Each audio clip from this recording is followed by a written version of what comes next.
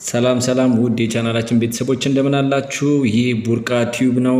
ሰብስክራይብ ሼር ማድረጋችሁ እንዳትረሱ። እንኳን ወደ ቲዩባችን በሰላም መጣችሁ እያልን ወደ ዛሬው መረጃ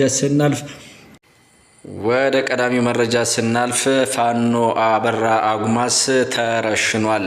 ይህም እርምጃ የተወሰደበት በአርበኛ ዘመነ ካሴ እንደሆነ ታውቋል። የዚህም አለመግባባት ምክንያት የስልጣንና የአመራር የጥቅማ ጥቅም ጉዳይ እንደሆኑ መረጃዎች እያሳዩ ይገኛሉ።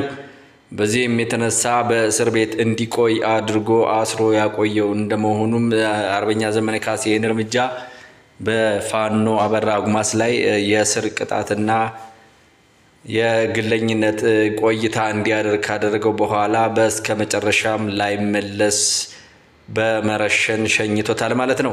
ይህም የጥቅም ጉዳይ እንደሆነና የእርስ በርስ አለመግባባቶችም እየተፈጠሩ እንደሆነ የሚያሳይ የፋኖ መጨረሻውም የእርስ በርስ ግጭትና ወደ የማይመለሰው የሞት የእርስ በርስ እልቂት እንደሆነ እያሳየን ይገኛል። ይህም ደግሞ ዓላማ ቢስና ወጥ የሆነ አቋም የሌለው ግብ የሌለው የተደራጀ ነገር የሌለው የሆነ ህገወጥ ሰራዊት የመሆናቸውን የሚያሳይ እንደሆነ መረጃዎችም እያሳዩ ይገኛሉ።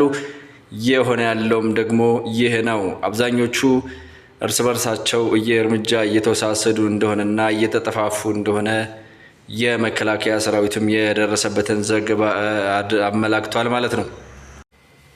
የፋኖ ተስፋ መቁረጥና እንዲሁም ደግሞ የመከላከያ ሰራዊታችን እየወሰደ ያለው የጸጥታ ማስከበር ሂደትም ጋር ተያይዞ የፋኖ መዳከምና እርስ በርስ ግጭታቸው መብዛቱን ተከትሎ ፋኖ ከጊዜ ወደ ጊዜ የቁጥር መቀነስና የኃይል ማነስ እየደረሰበት እንደሆነና ተስፋ ወደ መቁረጥ ላይ እንደሚገኙ የመከላከያ ሰራዊቱ ሪፖርትም ያመለክታል።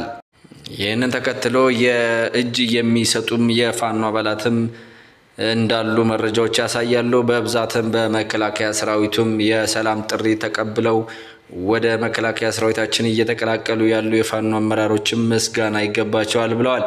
ይህም ተከትሎ እንደዚህ ህይወታቸውን ለማትረፍና ሀገራችን ሰላም እንድትሆን የሚመኙ አንዳንድ እጃቸውን የሰጡ የፋኖ አመራርና አባላት የነበሩም ገልጸዋል ማለት ነው። የጀግናው የመከላከያ ሰራዊታችን ይህን ሰላም የማስከበርም ጉዳይ አጠናክሮ ቀጥሎበታል ማለት ነው። ከዚሁ ጋር በተያያዘ ቢቢሲ ይዞት የወጣው አንድ አሳዛኝ መረጃ አለ። እሱን የምንመለከት ይሆናል። በአማራ ክልል ላይ ባለው የጦርነት በሺዎች የሚቆጠሩ ሴቶች መደፈራቸውና ጥቃት እየተፈጸመባቸው መሆኑን ቢቢሲ አረጋግጧል ማለት ነው።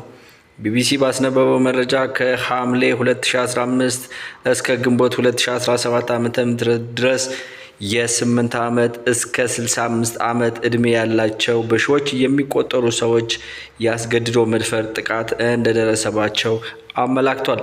ቢቢሲ በክልሉ የሚገኙ 43 የጤና ጣቢያዎችና የሕክምና ምንጮች ባገኘው መረጃ መሰረት ከሐምሌ 18 2015 ዓ.ም እስከ ግንቦት 2017 ዓ.ም ድረስ 2697 አስገድዶ መድፈር ጥቃት መድረሱን ሪፖርት አድርጓል። ከዚህም ውስጥ 45 በመቶ የሚሆኑት ከ18 ዓመት በታች የሆኑ ታዳጊዎች ናቸው።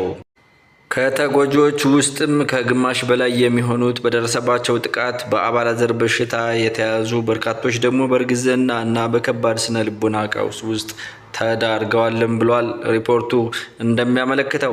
ቢቢሲ አክሎም እንደዘገበው ይሁን እንጂ በርካታ የወሲባዊ ጥቃት ተጎጂዎች መገለልን በመፍራት የአባላዘር በሽታ መያዛቸውን ወይም መጸነሳቸውን ላለማወቅ የተፈጸመባቸውን የመደፈር ጥቃት ሪፖርት ማድረግም ሆነ የሕክምና አገልግሎት ማግኘት አይፈልጉም ብሏል።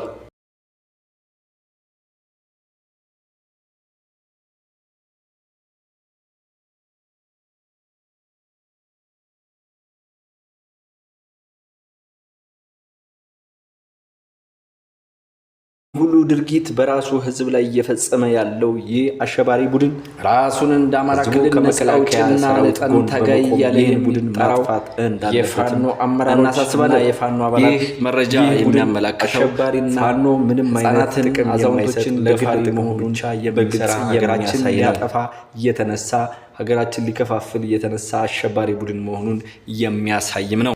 ሌላኛው መረጃችን የሚሆነው የትምህርት ሚኒስቴር ያወጣው አዲስ ህገ ደንብ መሆኑ ነው።